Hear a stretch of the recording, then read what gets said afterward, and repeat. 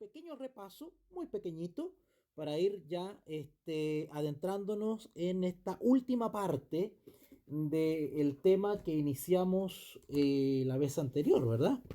Recuerden que nosotros vimos respecto a ciertos atributos de nuestro gran Dios de amor. Y por supuesto que vimos cositas muy sencillas, muy básicas, pero que son propias de la fe cristiana y que tenemos que tenerlas muy claro.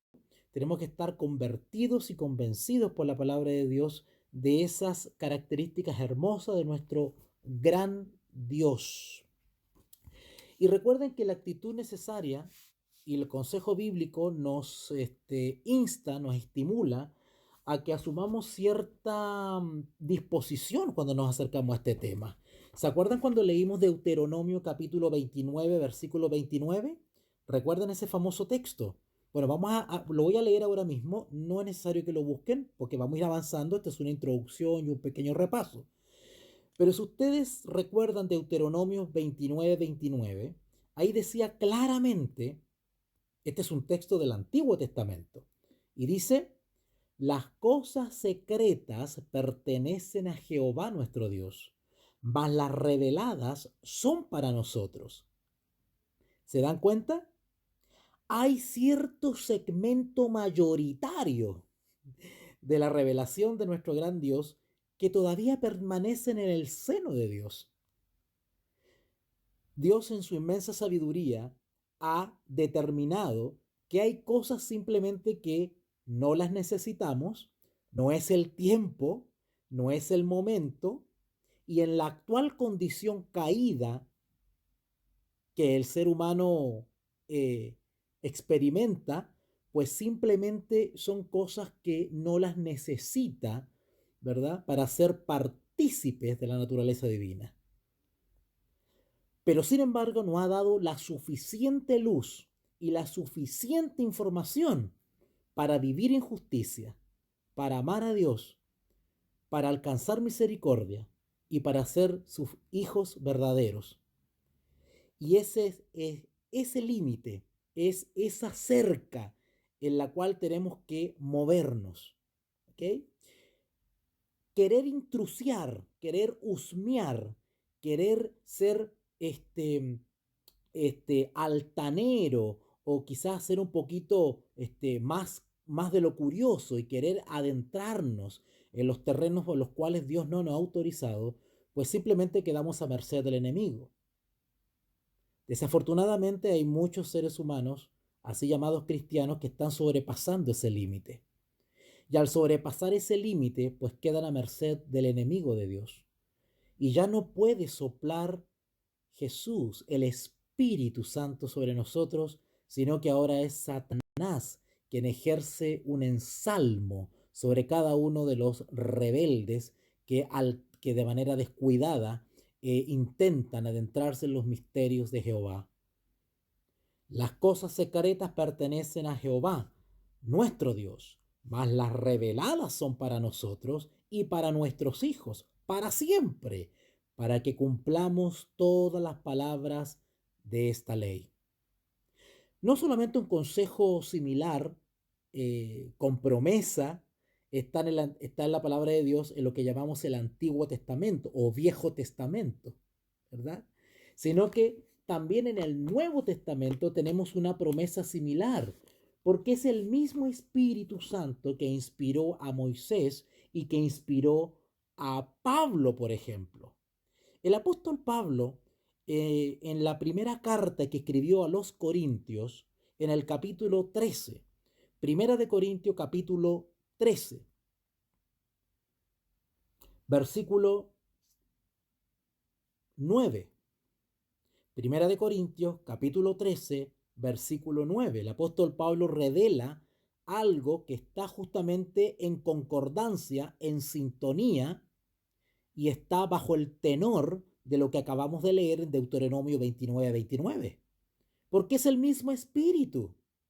La palabra de Dios nos enseña que hay solamente un espíritu, el Espíritu Santo, el Espíritu de Cristo, el Espíritu de verdad, el Consolador.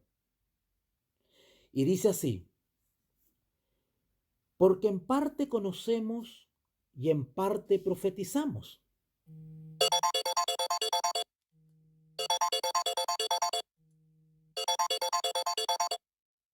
En parte conocemos y en parte profetizamos. Les pido mis disculpas porque estoy transmitiendo a través del teléfono y pues es posible que hayan imprevistos y alguien que no sabe pues me está llamando, ¿ok? Así que les pido mi disculpa y paciencia.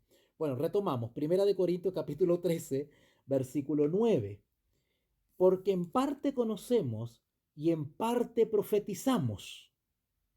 Mas cuando venga lo perfecto, entonces lo que es en parte se acabará.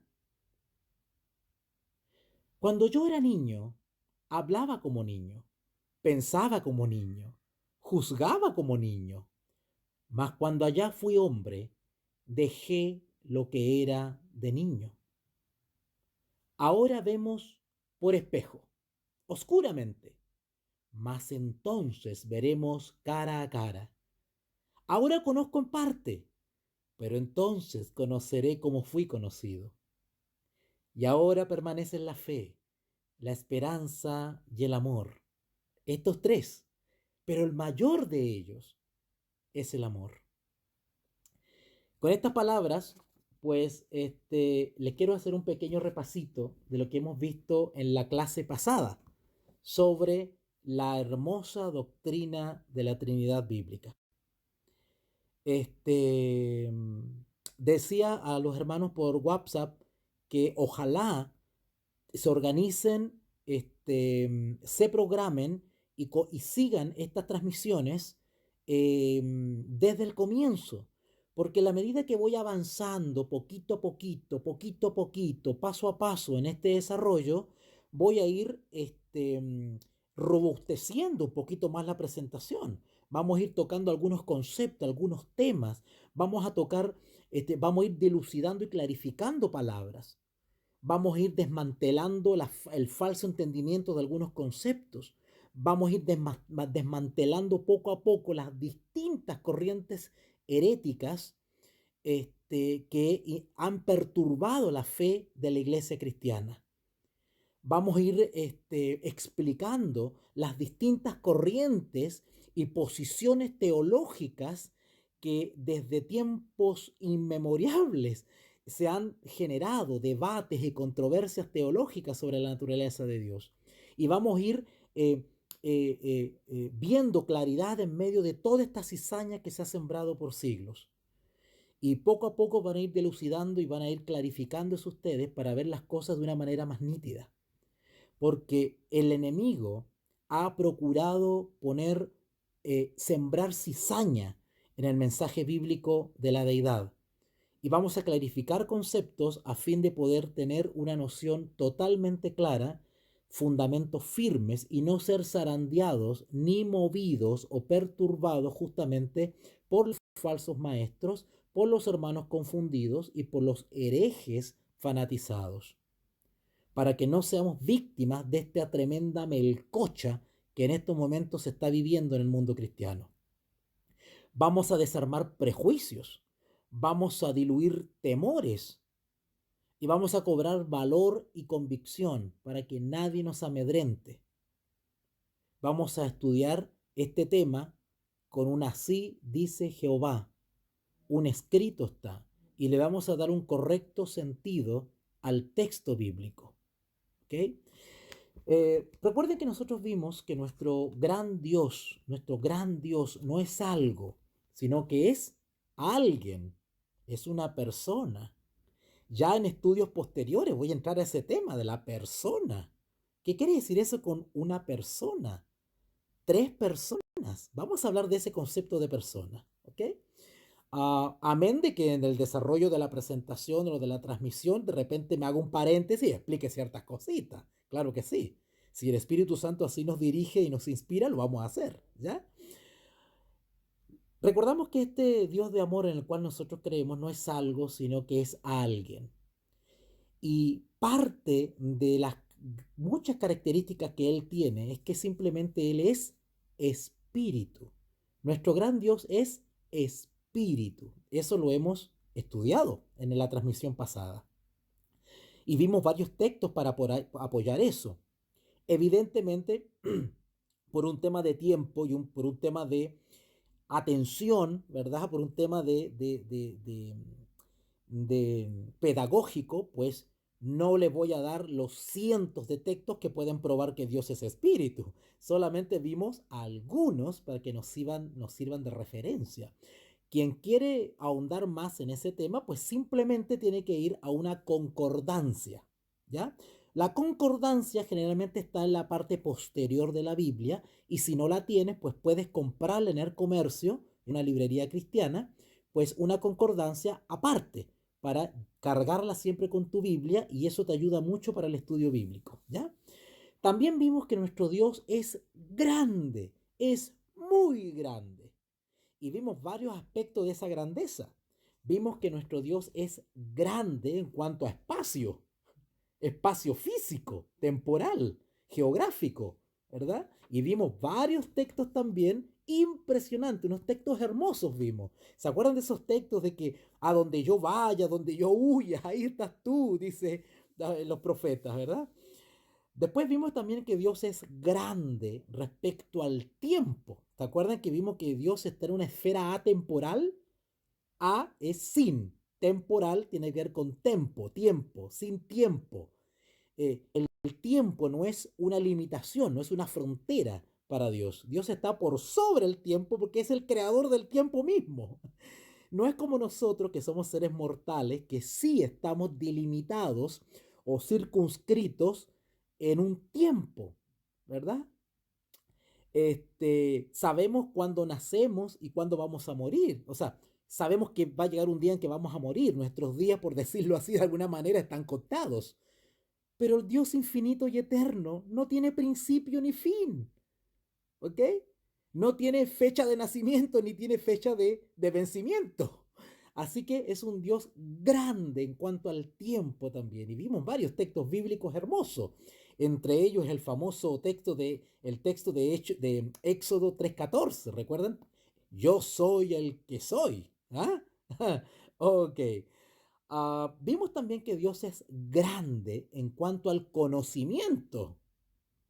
O sea, por más inteligente que ustedes consideran a una persona, queda corto, cortísimo comparada con el gran conocimiento. Oiga, usted y yo podemos estar leyendo todas las bibliotecas de Alejandría, de Antioquía y de Atenas y la biblioteca del qué sé yo, de la biblioteca más completa del mundo y quedamos cortos. Nos falta tiempo, nos falta vida y nos falta neurona. Quedamos cortos.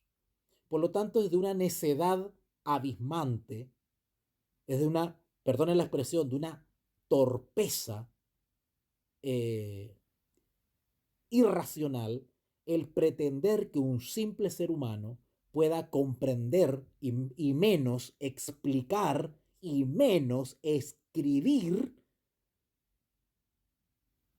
claramente la naturaleza de Dios.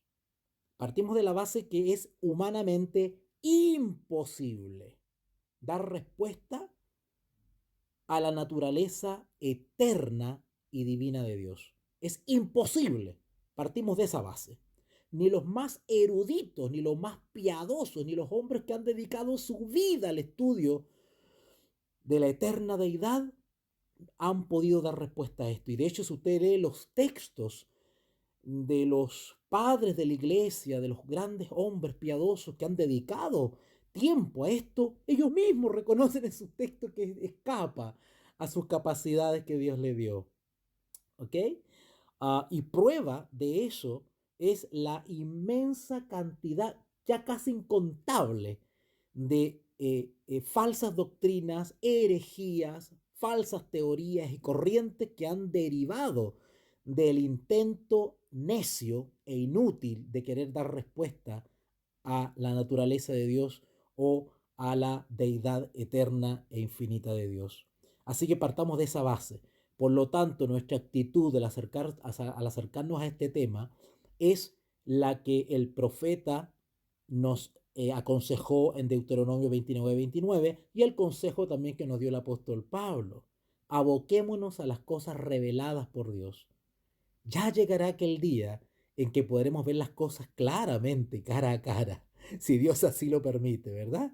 Las cosas secretas son para Jehová, mas las reveladas son para nosotros. Así que el estudio bíblico que vamos a hacer va a ser en ese contexto, basados en las cosas que Dios ha permitido que nosotros sepamos con los límites que Él ha puesto, ¿ya?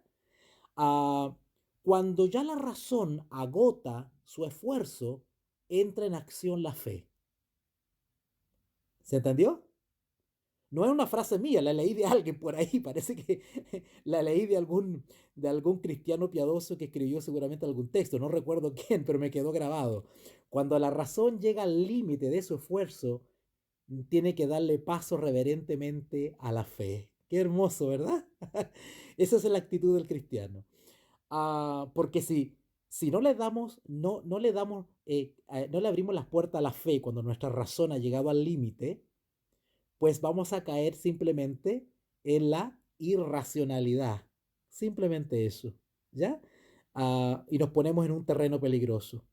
Bueno, también vimos que no solamente es Dios grande respecto al conocimiento, sino que también vimos, y con eso terminamos la transmisión anterior, que Dios es grande en cuanto a poder. Recuerdan que vimos varios textos increíbles respecto al poder, de que todo lo que Él ha hecho, cuando dice que el cielo es su trono, la tierra es el estrado de sus pies, ¿dónde me van a construir ustedes un templo? ¿Verdad? Es grande, es inmenso, es eterno en poder, grande en poder. En el fondo yo estoy explicando con palabras sencillas algo que se llama como omnipotente, todopoderoso. Solo que yo en vez de decir omnipotente, para no complicarnos la existencia, yo digo Dios es grande en poder, ¿ya? Trato de hacerlo más sencillito. Pero en el fondo estoy hablando de un atributo de Dios, que es la omnipotencia, que es súper potente, más allá que súper, ultra potente, ¿ya? Es omnisapiente, todo lo sabe. Es omnipresente, está en todas partes, ¿verdad? Ok, y así podríamos. Es todopoderoso, ok. Todopoderoso es lo mismo que omnipotente, ¿ya? Ok. Bueno, lo que vamos a ver hoy día para cerrar este capítulo de las características de nuestro Dios, vamos a ver que Dios es singular, fíjate. Es muy singular. ¿Qué quiero decir con singular? Bueno, los singulares contrarios de plural. Singular en el sentido que es algo distinto. No es igual a los demás dioses que pretenden ser dioses. Nuestro Dios, el Dios cristiano, no es como Zeus de los romanos, ¿verdad? Que era el Dios padre de los romanos. No es como, ¿cómo se llamaba el Dios de los egipcios? Mire, me olvidé ahora, Ra, ¿verdad? ¿O no? ¿Sí? Ra, el Dios egipcio. No es como su esposa Isis, no es como su hijo Horus, porque el diablo también ha falsificado una trinidad, ¿vale? Trinidad en el sentido de que también ha inventado tres, solo que en el mundo pagano no se llama Trinidad, como los herejes quieren confundirnos a nosotros, ¿verdad? Porque cuando el cristiano dice, ay, yo creo en la Trinidad bíblica, entonces, ¿qué dicen los herejes o los paganos, ¿verdad? O los hermanos confundidos? Ay, ustedes son paganos porque creen en tres dioses. Bueno, esa es una ignorancia, en realidad es un juego de palabra para confundirnos. Porque los paganos, por ejemplo, como los, qué sé yo, los babilónicos, egipcios, sirios, ¿verdad? Ellos también tenían una falsa trilogía de dioses. Solo que, propiamente dicho tal, eso no es una trinidad. Es trinidad desde el punto de vista etimológico, porque trinidad viene de trine, que es tres, tres. Entonces ellos tenían tres dioses. Pero no se le llama propiamente trinidad, sino que se le llama triteísmo. Entonces los herejes paganos o hermanos confundidos acusan a los cristianos que creemos en las tres personas de la deidad, nos acusan de trinitarios y usan la palabra Trinidad para dar a entender que somos paganos y que nosotros creemos en tres dioses. No es así. La palabra Trinidad no fue introducida en el cristianismo para describir tres dioses.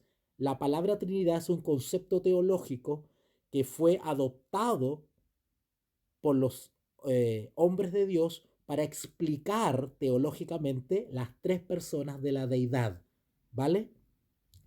Pero los herejes, hermanos confundidos o hermanos perturbados espirituales, usan la palabra Trinidad en el sentido, en un mal sentido, atribuyéndole que quienes creemos en las tres personas de la deidad somos paganos porque creemos en tres dioses. No.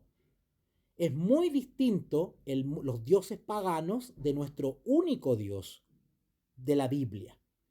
En el caso del paganismo, por ejemplo, los egipcios, ellos tenían una especie de triteísmo. Tres, ¿verdad? Pero teísmo, Dios. Ellos creían en tres dioses. No es lo mismo de lo que creemos nosotros los cristianos. Nosotros los cristianos no creemos en tres dioses, creemos en un Dios. Pero también reconocemos que esa deidad está, el ministerio de esa deidad o la operación de esa deidad está claramente desarrollada en la escritura también y podemos reconocer tres personas, no tres dioses, tres personas. Bueno, ya vamos a ahondar en eso más adelante cuando sigamos estudiando. Solamente estoy sentando las bases y haciendo un paréntesis. Y para terminar, quiero contarles una pequeña anécdota que me pasó hoy día, antes de continuar el estudio. Perdonen que me salga un poquito, pero yo sé que les va a servir esto a ustedes. Hoy día en la mañana me pasó una anécdota, porque desde que estoy hablando esto por YouTube, pues han rasgado vestiduras un montón de personas y me han llamado un poquito molestas, que cómo yo hablo de estas cosas y qué sé yo. Bueno, esto es un tema muy delicado que trae zarandeo porque indigna al fanatismo hereje. El fanatismo hereje que cree, ellos psicológicamente creen que todavía son cristianos, cuando lo que han hecho es alejarse o apostatar de un pilar fundamental del cristianismo que es la Trinidad bíblica o la deidad. Y una persona me enviaba hoy día por el WhatsApp una foto donde salía una lista como de 13 culturas paganas y cada cultura salían sus tres dioses. Entonces una de esas, por ejemplo, estaban los egipcios. Entonces salía, qué sé yo, Ra, Isis, ¿verdad? La madre, y el hijo, Horus. Entonces me estaba dando a entender a mí que yo estaba enseñando a tres dioses. Bueno, déjeme decirle que eso es un engaño muy infantil, muy básico, que los herejes usan para confundir a los hermanos. No tiene nada que ver el triteísmo de los egipcios con nuestra Trinidad bíblica, no tiene nada que ver, nada que ver. Para empezar, los dioses paganos todos tenían forma. Tenían forma de gato, forma de perro, forma de no sé qué, de águila. Tenían alas, ¿verdad? Tenían cuerpo, tenían senos, tenían, qué sé yo, plumas. Cada integrante del triteísmo, de los dioses falsos, de las falsas trinidad paganas, cada uno de ellos tenía forma. Ellos eran representados en figuras, en estatuas, ¿verdad? Bueno, el Dios cristiano no es así. Dios es espíritu y nadie le ha visto jamás. Es más, la escritura prohíbe el hacer imágenes, ¿ok? Ya sea del Padre, que nadie le ha visto, ya sea del Hijo, que los únicos que lo han visto han sido los apóstoles, ¿verdad?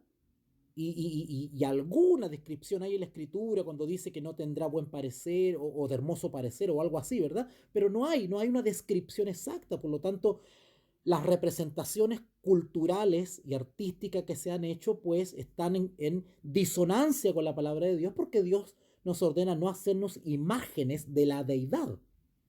Sin embargo, los paganos sí se hacen imágenes. Ustedes pueden ver los dioses egipcios forma de gato, forma de búho, forma de no sé qué.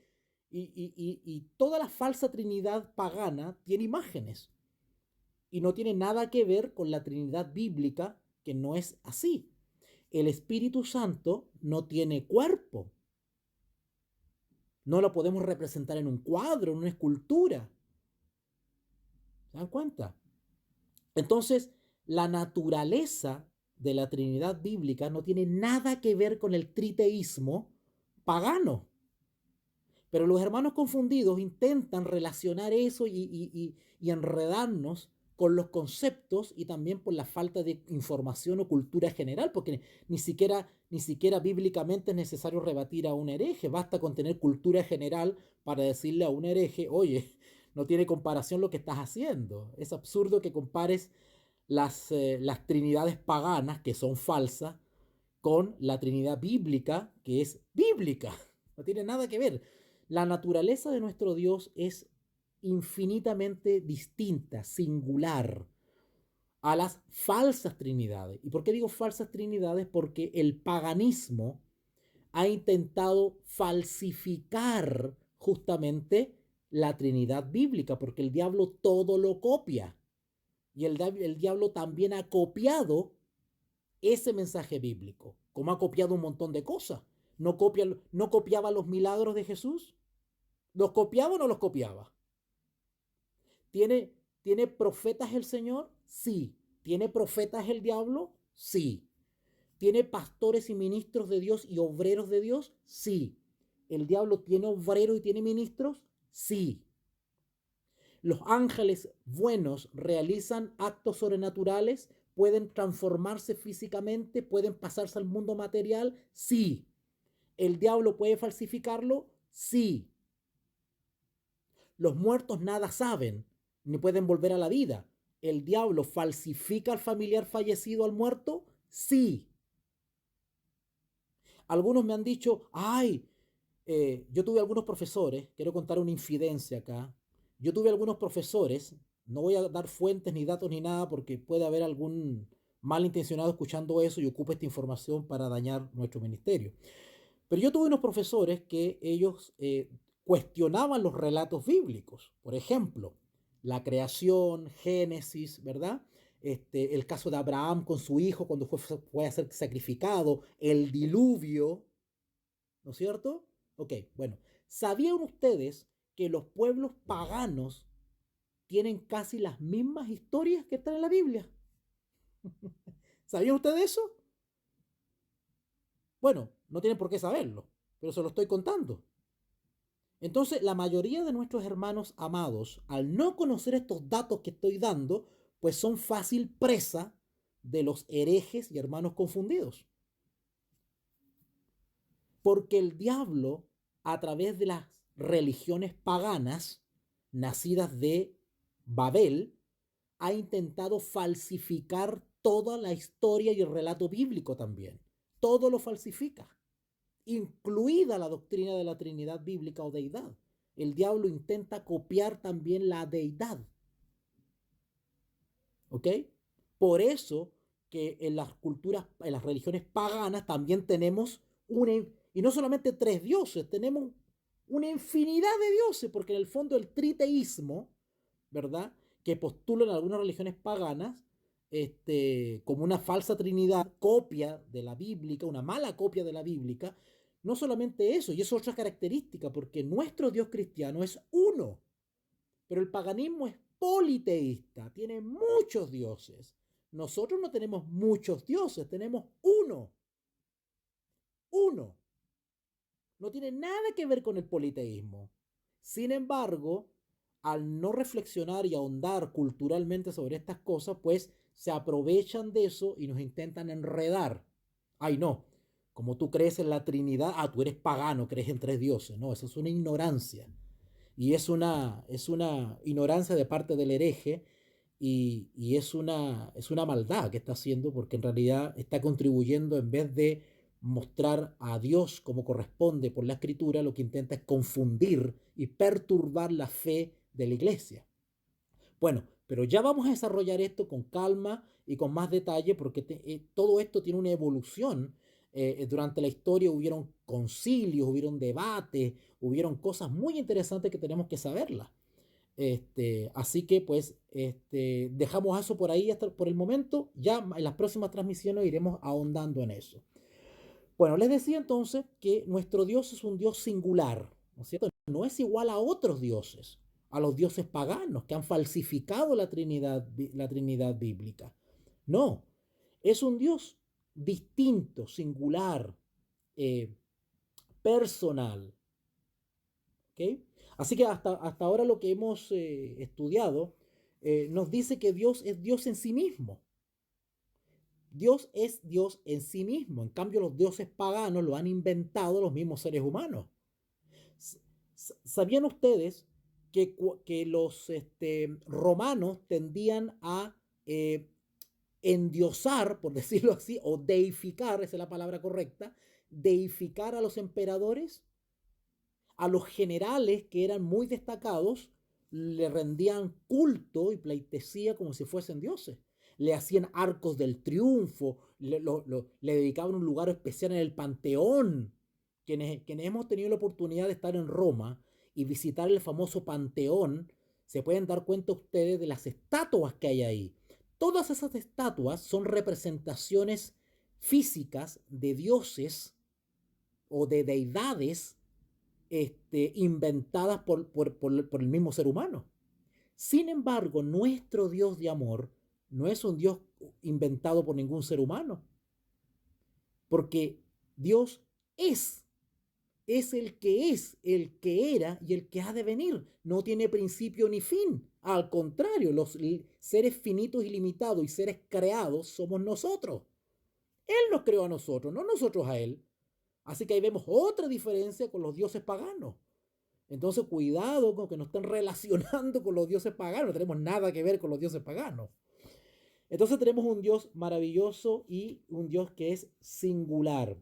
Sin embargo, no es suficiente decir que Él es un espíritu personal. Dios es espíritu, pero no basta con decir que Dios es un espíritu personal. Él está en todas partes, ¿ok? Él está en todas partes. Es eterno, omnisciente, omnipotente. ¿Cómo es esto de Dios? ¿O qué clase de Dios es este? Bueno, vamos a ver una característica de la singularidad de Dios, algo que lo distingue por sobre todos los dioses de la tierra inventados por los seres humanos. Dios es santo. Qué hermoso. Dios es santo. A propósito, y perdone que haga estos paréntesis, pero yo sé que a ustedes les va a servir todo esto. Hace poco fui a una librería y me encontré con un libro que habla sobre las deidades hindúes.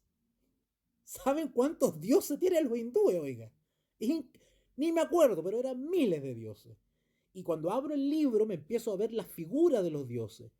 Hermanos, figuras con cabeza de elefante, con 6 brazos, el dios del sexo, el dios del erotismo, el dios de puras cochinadas, hermanos. Sin embargo, nuestro Dios es un Dios santo, santo, distinto, singular al resto de los dioses.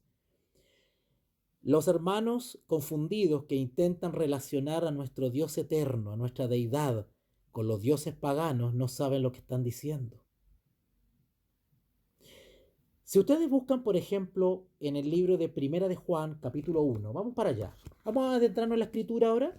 Primera de Juan, capítulo 1. Primera de Juan, capítulo 1.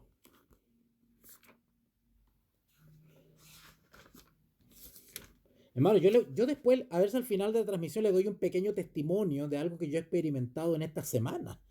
Hermoso. Y ruego a Dios que todos ustedes también lo experimenten. En Primera de Juan, capítulo 1, versículo 5, dice así. Este es el mensaje que hemos oído de él y os anunciamos, hablando Juan, Dios es luz y no hay ninguna tinieblas en él. ¡Wow! Podemos estar tranquilos de acercarnos al trono de Dios, porque en él no vamos a ser confundidos, en él no vamos a encontrar perplejidad, en él no vamos a ser zarandeados, en él tenemos plena seguridad de que vamos a estar en luz y no en tinieblas. La tiniebla es relacionada también con la confusión. La confusión en no tener ideas claras. ¿Ok? Ok. Si ustedes van, por ejemplo, a Isaías capítulo 6, vamos a Isaías capítulo 6, porque el carácter de Dios es perfecto. No es como los dioses paganos, que son imperfectos. ¿Sabían ustedes que los dioses paganos, si ustedes leen un poquito de mitología, ustedes se van a dar cuenta que los dioses paganos, sobre todo los griegos, eran bastante defectuosos? Si ustedes estudian la historia de los dioses, todas las controversias entre los dioses. Oye, los dioses estos se peleaban, se mataban entre ellos, el hermano mataba al otro, luego el que murió resucitaba y ascendía al cielo y se hacía Dios, el otro se metía con la madre y hacían incesto. Todo eso sucedía con los dioses. Léanlo, algún libro sobre mitología griega, por ejemplo, quienes hemos estudiado el pensamiento griego, podemos decir con conocimiento de causa que los dioses griegos son degradantes, no tienen nada que ver con nuestro Dios santo, que es luz y que es perfecto en carácter. Vamos a Isaías capítulo 6. Isaías capítulo 6, vamos para allá. Isaías capítulo 6, versículo 3, dice así. Eclesiastés, bien. Parece que tengo los lentes sucios otra vez. Isaías capítulo 6, versículo 3. Isaías 6, 3. Dice así. Y el uno al otro daba voces, diciendo, Santo, Santo, Jehová de los ejércitos, toda la tierra está llena de su gloria. ¿Notaron? Solamente nosotros los cristianos podemos decir de nuestro Dios con orgullo, por decirlo de alguna manera, ¿verdad? Gloriarnos, ¿verdad? En Dios y decir, nuestro Dios es santo, santo, santo. Busque por favor Apocalipsis capítulo 4. Ya me entusiasmé. Apocalipsis capítulo 4. Apocalipsis capítulo 4. Versículo, déjeme ver acá, versículo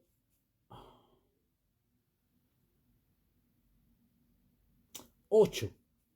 Apocalipsis 4:8 dice así. Y los 4 seres vivientes tenían cada uno 6 alas, y alrededor y por dentro estaban llenos de ojos, y no cesaban de día y de noche de decir, Santo, Santo, Santo es el Señor Dios Todopoderoso. Versículo 9. Y siempre que aquellos seres vivientes dan gloria y honra y acción de gracias al que está sentado en el trono, al que vive por los siglos de los siglos, los 24 ancianos se postran delante del que está sentado en el trono y adoran al que vive por los siglos de los siglos y echan sus coronas delante del trono diciendo, Señor, digno eres de recibir la gloria y la honra y el poder, porque tú creaste todas las cosas y por tu voluntad existen y fueron creadas. Qué diferencia con los dioses paganos, ¿verdad? Y algunos hermanos intentan relacionarnos a nosotros los cristianos con los paganos. Qué enredo, hermanos, ¿eh? Nuestro Dios es luz, nuestro Dios es perfecto, Él es puro y totalmente libre de motivos, de pensamientos, de palabras y acciones inicuas o deshonestas. La mente de Dios es limpia, es honesta, es noble, es santa. Pero es difícil explicar qué es exactamente la santidad. Quizás en la eternidad iremos a conocer esta característica tan sublime de Dios, su santidad, santo, limpio, puro. ¿Ok? Las criaturas celestiales que rodean el trono de Dios están totalmente libres de toda impureza y sin embargo no pueden mirar la majestad de Dios y se dicen unas a otras en perpetuo asombro: Santo, santo Jehová de los ejércitos. No es de extrañar que Dios es descrito como magnífico en santidad. No vamos a buscar el texto, ustedes lo conocen, Éxodo 15:11. Éxodo 15:11. Allí está esa expresión hermosa que dice santo, perdón. No es de extrañar que Dios es descrito como magnífico en santidad. O sea, noten las palabras humanas, magnífico. Yo no sé si en el idioma celestial habrá una palabra más gloriosa que magnífico para describir la santidad de Dios. Porque lo que estamos leyendo y lo que están escuchando, estamos escuchando palabras humanas, conceptos humanos que quieren describir o intentan describir la gran santidad de Dios. Y noten que acá en Éxodo 15:11 dice magnífico en santidad. O sea, ¿qué palabra más grande que magnífico puede pronunciar un ser humano? No existe. Porque es imposible describir la santidad y la grandeza de Dios, humanamente hablando. Es esta característica, justamente su santidad, la que es una característica que separa a Dios o lo distingue de todas las criaturas. Si ustedes buscan en Salmo 99:3, vamos para allá, Salmo 99:3, Salmo 99:3, Salmo 99:3 dice así: alaben tu nombre grande y temible, Él es santo. Alaben tu nombre, grande y temible. Esto de temible y me hace acordar Apocalipsis, ¿verdad? Cuando a la voz de Dios, la corteza terrestre se mueve, ¿no es cierto? Él terrible, grande, y Él es santo. Si ustedes van ahora a Isaías 40:25, Isaías 40:25, Isaías 40:25, dice así, Isaías 40:25, dice: ¿a qué pues me haréis semejante? ¿O me compararéis? Dice el santo. Se dan cuenta que nuestro Dios es incomparable. ¿Cómo entonces me vienen a decir que yo soy pagano, que creo en tres dioses? ¿Ah? Son los herejes los politeístas. Acá dice: ¿a qué pues me haréis semejantes? ¿O me compararéis? Dice el santo. Isaías 40:25. Y luego leemos en Salmo 24:3 algo que tiene que ver justamente con esta comparación que estamos haciendo. Salmo 24:3, vamos para allá. Bueno, para que vean que esto no está preparado, yo también estoy buscando algo que ustedes, así que me tomo mi tiempo. Salmo 40, Salmo 24:3. Vamos a Salmo 24:3. Salmo 24:3. Dice así: ¿quién subirá al monte de Jehová? ¿Y quién estará en su lugar santo? ¿Notaron? No se puede decir eso de los dioses paganos. ¿Ok? Dios es muy limpio de ojos para ver el mal, ni puede ver el agravio. Si ustedes van a Habacuc 1:13, hagan el esfuerzo y vayan a Habacuc 1:13. En Habacuc 1:13, ustedes van a leer algo hermoso ahí. Habacuc 1:13. ¿Ok? Dice así, Habacuc 1:13. Muy limpio eres de ojos para ver el mal, ni puedes ver el agravio. ¿Por qué ves a los menospreciadores y callas cuando destruye el impío al más justo que él? ¿Notaron? Muy limpio eres de ojos para ver el mal, ni puedes ver el agravio. El pecado y el mal le es aborrecible, le es ajeno a nuestro Dios santo. Qué hermoso. No solamente nuestro Dios es santo respecto a su singularidad, sino que también Dios es un Dios justo. Justo. Nada que ver con los dioses paganos. Si ustedes van a Salmo 145, Salmo 145, vamos para allá. Salmo 145, 17. Salmo 145, 17. 145, 17. Dice así. Justo es Jehová en todos sus caminos y misericordioso en todas sus obras.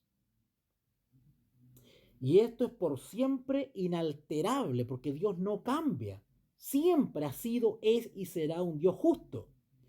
Su gobierno de la creación está firmemente establecido sobre las columnas gemelas de la justicia y el juicio. Nuestro Dios siempre hace lo que es recto. Toda sentencia que Él dicta está justificada y nunca puede ser censurado por ningún juicio que se haga, porque Él es inflexiblemente justo. Si ustedes van a Génesis 18:25, Génesis 18:25, nos vamos a encontrar con lo siguiente. Génesis 18:25 dice así: lejos de ti el hacer tal, que hagas morir al justo con el impío, y que sea el justo tratado como el impío. Nunca tal hagas. El juez de toda la tierra no ha de ser lo que es justo. ¿Notaron? Por eso que confiamos en él para el juicio investigador. Porque cada uno recibirá justamente según y conforme a sus obras. Porque confiamos plenamente en su justicia. En el Salmo 51:4, Salmo 51:4, vamos para allá. Salmo 51:4 dice: contra ti solo he pecado y he hecho lo malo delante de tus ojos, para que seas reconocido justo en tu palabra y tenido por puro en tu juicio. Qué hermosos estos versículos que hablan de lo justo que es Jehová. ¿Cómo nos consuela este hecho? ¿Qué confianza nos debe dar estas cosas? Porque Él juzgará al mundo. En el juicio final tenemos que tener la confianza que Él será un juez justo. No habrá lugar para errores. Nadie recibirá de Dios ni más ni menos de lo que merezca. Salmo 96:13. Ahí mismo. Salmo 96:13. Dice así: delante de Jehová que vino, porque vino a juzgar la tierra. Juzgará al mundo con justicia y a los pueblos con su verdad. Qué lindo, qué hermoso, qué confianza. No solamente nuestro Dios es un Dios santo, es un Dios justo, sino que también es un Dios amante. Amante. No vamos a leer el texto, ustedes lo conocen, de Primera de Juan capítulo 4, ¿verdad? Dios es amor. Ya lo conocemos ese ya. Pero quiero llevarles unos textos más para ratificar este atributo y esta característica hermosa de nuestro único Dios, verdadero, eterno. Joel 2:13. Vamos a Joel 2:13. Vamos a Joel 2:13, hermanos. Dice así, Joel 2:13. Dice: rasgad vuestro corazón y no vuestras vestiduras, y convertíos a Jehová vuestro Dios, porque misericordioso es y clemente, tardo para la ira y grande misericordia. Hermanos, cuando ahí dice tardo para la ira, quiere decir que es longánime. La palabra longánime quiere decir que él tiene una paciencia y nos espera, ¿verdad? Es paciente, no queriendo que ninguno perezca, sino que todos procedamos al arrepentimiento. Ese es el consejo que da aquí en el libro de Joel 2:13. Rasgad vuestro corazón y no vuestras vestiduras. ¿Ok? Ah, porque misericordioso es y clemente, tardo para la ira y grande misericordia, que se duele del castigo. ¿Verdad? Hablando de esto, de que Dios se duele del castigo, porque no es que Dios no es un Dios sádico que se goza en castigar y enviar juicios a los pecadores. Eso no es así.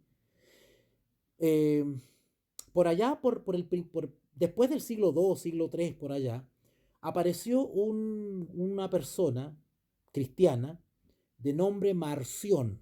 Ya vamos a hablar de él ya. Un tal Marción, que después derivó en una secta llamada los marcionitas, ¿verdad? Que también tenían ideas extrañas sobre la deidad de Dios, ¿verdad? Bueno, y Marción decía que Dios del Antiguo Testamento era un Dios malo, cruel, pero el Dios del Nuevo Testamento era puro amor.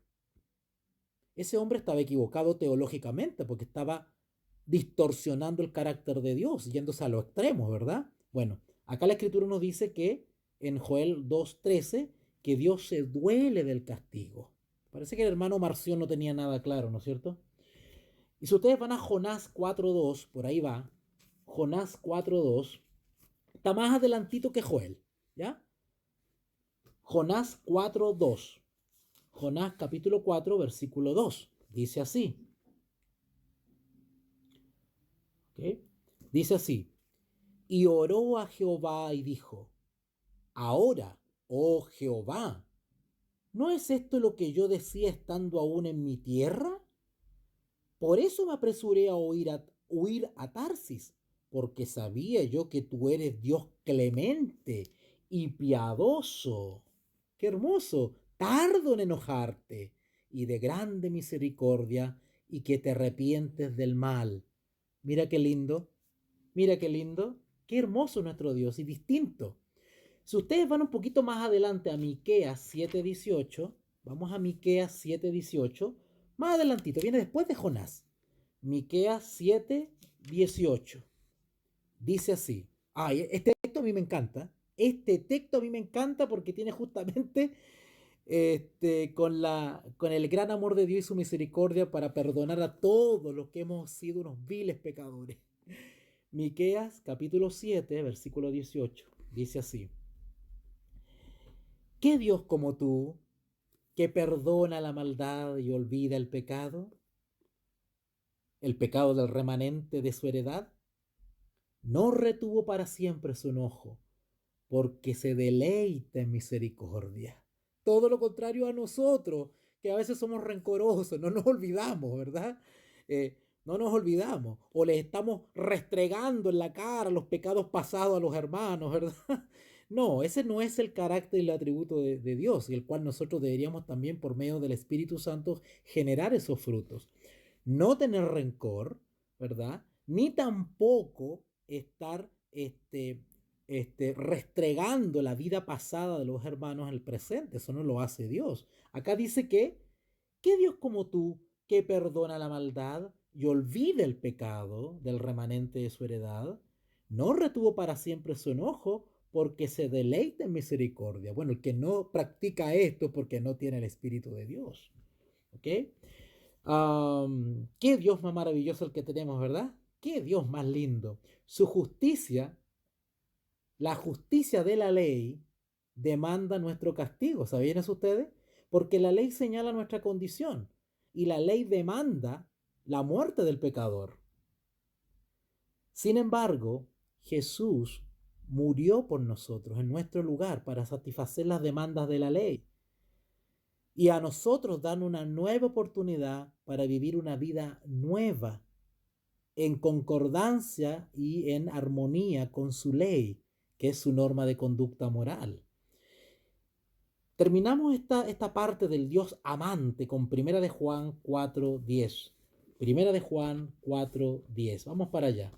Son textos que conocemos, hermanos, pero es rico, es lindo repasarlos otra vez porque refrescan el alma, refrescan el espíritu. Primera de Juan, capítulo 4, versículo 10. Primera de Juan, capítulo 4, versículo 10. Dice así: en esto consiste el amor, en que nosotros, no en que nosotros hayamos amado a Dios, sino que Él nos amó a nosotros y envió a su... Esa palabra envió, evidentemente está hablando de otro distinto a Dios Padre, ¿vale? Por si acaso, aprovechando que está el versículo, aprovecho de aplicar eso, ¿verdad? Porque ese es el contexto de lo que estamos estudiando. Versículo 10. En esto consiste el amor. ¿En qué? ¿En qué consiste el amor? ¿Cuál es la descripción más hermosa de amor que nos da la palabra de Dios? No en que nosotros hayamos amado a Dios, sino que Él, Dios, Padre, nos amó a nosotros. ¿Y qué hizo por amor? Hizo un acto, hizo una acción. ¿Qué hizo? Envió a su Hijo. Ahí tenemos el misterio de la encarnación, ¿verdad? Ese hermoso milagro que los paganos no entienden. Y parece que los herejes tampoco. Y envió a su Hijo en propiciación por nuestros pecados. Propiciación es una palabra que quiere decir una especie como de algo que se presenta para satisfacer, ¿verdad? O para pagar, ¿no es cierto?, la deuda, ¿no? Saldar una deuda, ¿verdad? Y envió a su Hijo unigénito al mundo, perdón, versículo 10, sino que Él nos amó a nosotros y envió a su Hijo en propiciación por nuestros pecados. ¿Ok? ¿Cuántas personas hay ahí? Dos, ¿verdad? Dios nos amó y envió a su Hijo. Dos. Sigamos leyendo un poquitito. Mira, ya me entusiasmé ya. Vamos a leer un poquitito más. Versículo 11. Amados, si Dios nos ha amado así, debemos también nosotros amarnos unos a otros. Nadie ha visto a Dios jamás, a Dios Padre. Si nos amamos unos a otros, Dios permanece con nosotros y su amor se ha perfeccionado en nosotros. Noten esa parte, ¿eh? Si nos amamos, versículo 12, unos a otros, Dios permanece en nosotros. ¿Cómo es eso? ¿Que Dios Padre baja y abandona el cielo? ¿Cómo es eso?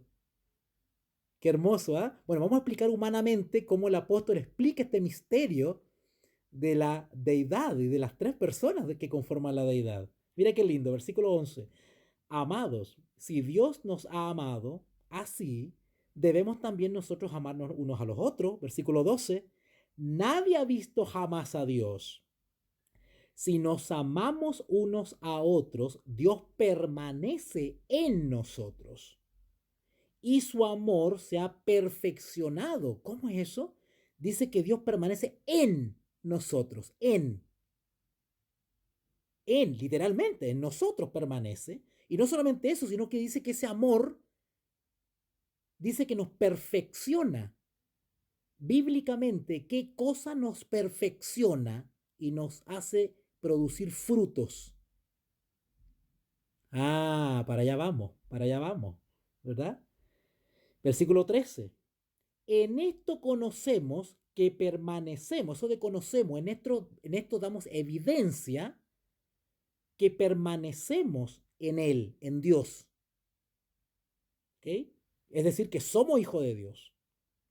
Y Él en nosotros, es decir, que hay comunión, que le pertenecemos. ¿Ok? En que nos ha dado, ¿qué cosa? ¿Qué cosa? Nos ha dado su espíritu. ¿Qué espíritu es ese?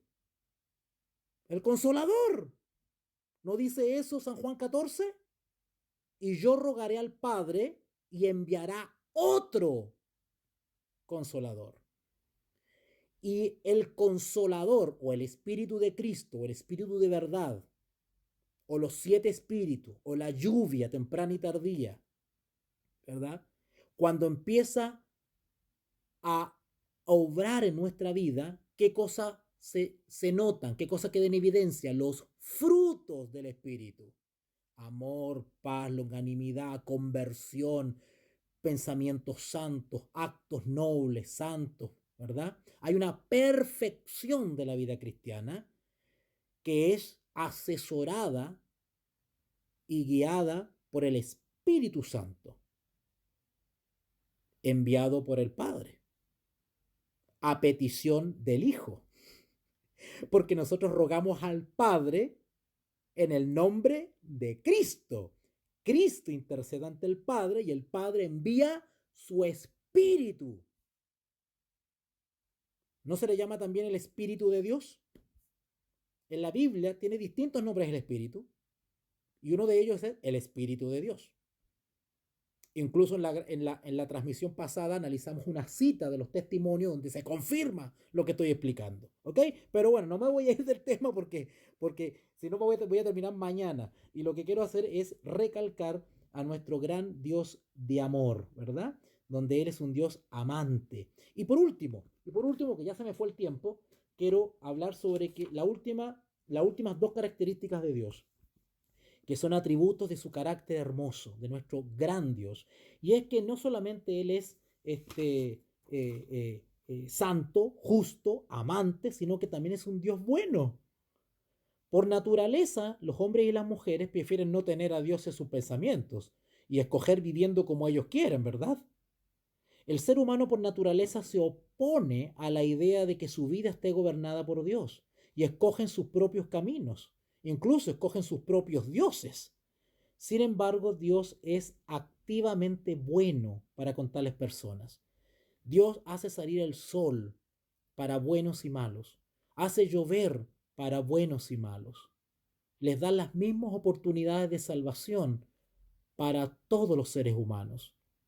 Él no hace discriminación, ya que está tan de moda esa palabra, no hace discriminación. Sin embargo, va a llegar el día en que cada uno va a ser evaluado a ver si aprovechó esas ventajas. ¿Okay? La maduración de la cosecha, el sustento de los animales, la siembra, la salud que tenemos todos los días. Tenemos que agradecerla constantemente porque esa deriva de un amor, de un Dios de amor, de un Dios bueno. Leemos un par de textos solamente para ir avanzando, ¿les parece? Vamos a Salmo 85:12. Salmo 85:12. Miren qué lindo. Salmo 85:12. Yo no entiendo cómo nos relacionan con dioses paganos si tenemos un Dios tan bello. Vamos a Salmo. Bueno, una de las estrategias del diablo es la calumnia, el descrédito, el distorsionar las cosas. Salmo 85:12. Salmo 85:12. Dice así: Jehová dará también el bien, y nuestra tierra dará su fruto. ¿Ok? En Salmo 104, vamos más adelantito. Salmo 104, vayan ahí. Salmo 104, versículo del 24 al 31. Vamos a leerlo, del 24 al 31. Dice así: Cuán innumerables son tus obras, oh Jehová. Hiciste todas ellas con sabiduría. La tierra está llena de tus beneficios. He allí el grande y el anchuroso mar, en donde se mueven seres innumerables, seres pequeños y grandes. Allí andan las naves, allí está el leviatán que hiciste para que jugase en él. Todos ellos esperan en ti para que les des su comida a su tiempo. Mire qué lindo, Dios es bueno hasta con la criatura más pequeñita de su creación, desde el pececito hasta el leviatán, dice. ¿Ok? Vamos a leer entonces ahora Santiago. Vamos a Santiago capítulo 1. Santiago capítulo 1. Vamos al libro de Santiago capítulo 1. versículo 17. Santiago capítulo 1, versículo 17. Dice así: toda buena dávida, y dávida es un regalo, ¿verdad? Un obsequio. Toda buena dávida y todo don perfecto desciende de lo alto, del Padre de las luces, en el cual no hay mudanza ni sombra de variación. ¡Wow! Y por último, y lo más hermoso de todo para mi parecer, es que Dios es sabio. Es sabio, no tiene nada que ver ni con el más erudito de acá de la tierra, ni con el más sabiondo que dice que descubrió la última guinda de la torta en cuanto a la deidad. Ese queda corto. Él es sabio. Sea bendito el nombre de Dios de siglos en siglos. Porque suyo es el poder y la sabiduría, dice Daniel, capítulo 2, versículo 20. Cuando vemos la belleza y la armonía de su creación y la complejidad del diseño de la más diminuta criatura, nos vemos obligados a exclamar como el salmista: cuán innumerables son tus obras, oh Jehová, hiciste todas ellas con sabiduría. Las capacidades que los hombres ejercen y desarrollan, la misma existencia del conocimiento en nuestra raza, la manera en que todo lo que ocurre y que hace que se lleve a cabo los propósitos de Dios, nada escapa a su sabiduría. Nada. Si ustedes buscan en Isaías capítulo 28, y con esto vamos terminando, Isaías capítulo 28, vamos para allá. Gócense la palabra, hermanos. Lean cada texto y repásenlo. Esto refresca el alma. Isaías capítulo 28, versículo 23. 23 en adelante. Dice así: estad atentos y oíd mi voz. Atended y oíd mi dicho. El que ara para sembrar, arará todo el día. ¿Romperá y quebrará los terrones de la tierra? Cuando ha igualado su superficie, ¿no derrama el eneldo, o siembra el comino, o pone el trigo en hileras, y la cebada en el lugar señalado, y la avena en su borde apropiado? Porque si Dios le destruye y le enseña lo recto, que el eneldo no se trilla con trillo, ni sobre el comino se pasa rueda de carreta. Lo que está describiendo, hermano, es simplemente que Dios es tan sabio que Él sabe cómo se hacen las cosas. No solamente creó las cosas con sabiduría, sino que Él sabe cómo tratar cada cosa creada. Y eso es lo que está explicando acá. Versículo 26, Isaías 28, 26. Porque su Dios le instruye y le enseña lo recto, ¿verdad? Que el eneldo no se trilla con trillo, ni sobre el comino se pasa rueda de carreta, sino que con un palo se sacude el eneldo y el comino con una vara. El grano se trilla, pero no lo trilla para siempre, ni lo comprime con la rueda de su carreta, ni lo quebranta con los dientes de su trillo. También esto salió de Jehová de los ejércitos, para hacer maravilloso el consejo y agradecer la sabiduría. Por eso que el apóstol Santiago, allá en el capítulo 1, decía: el que tiene falta de sabiduría, pídala a Dios. Y Dios la da, pero pídala con fe y pídala con la debida actitud, ¿ok? De reverencia y considerando a Él como sabio, no yo. Él es el sabio. Y terminamos este estudio de hoy con el libro de Romanos capítulo 11. Romanos capítulo 11. Vamos a cerrar con broche de oro con este hermoso texto de Romanos capítulo 11, dije, ¿verdad? A ver. Romanos capítulo 11, versículos 33 en adelante. Dice así: oh, profundidad de las riquezas de la sabiduría y de la ciencia de Dios. Cuán insondables son sus juicios e inescrutables sus caminos. Porque, ¿quién entendió la mente del Señor?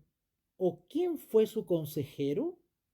¿O quién le dio a él primero para que le fuese recompensado?